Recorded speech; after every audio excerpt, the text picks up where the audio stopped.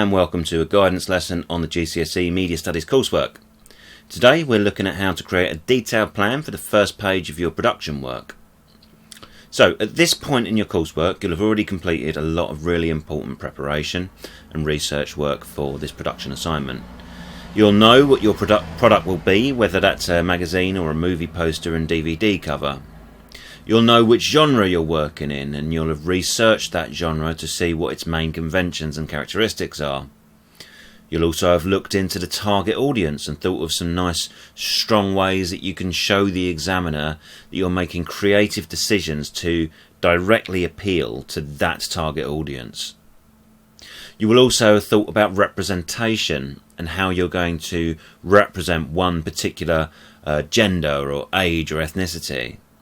This is crucial work, as these are the areas that you will need to incorporate into your creative production work. So, just to recap, you need to make sure that you're thinking very specifically of the following. 1. How you're using conventions of your chosen media form, magazines or film marketing. Your product should look as much like a real example as possible. You can only do that by looking at real examples in great detail. 2. How are you using conventions of your chosen genre? This should be very clear on your product, and again it's something which requires the research you did in an earlier lesson. If you need to go back and remind yourself of that work, then please do so. 3. How are you appealing to your specific target audience? 4. How have you chosen to represent a key social group, such as men or women, etc.? This could be in a stereotypical way or a non-stereotypical way, and you should do your best to portray a clear point of view on that group. All of your media language choices should be rooted in those areas, and that will apply to the layout and design, the colours used, the choice of images, who's in the image, what are they wearing, what are they doing, where they're looking, whether they're looking directly into the camera or off or anything else.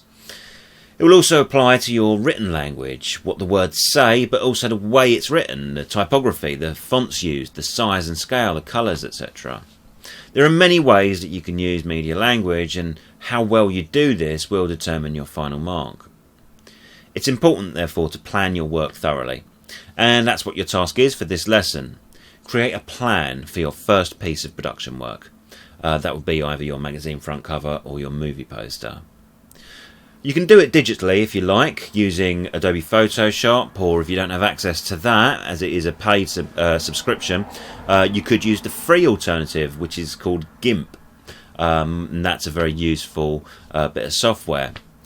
If you don't have easy access to a computer, however, you may sketch this design on A4 paper, but if you do that you will also need to use colour and annotate your sketch to make clear what each aspect should be. Your drawings don't have to be particularly artistic or anything, stick figures will do fine, but you do need to make your overall intention very clear using annotations. So that's it for this lesson. Good luck designing your first pages, and I'll see you next time.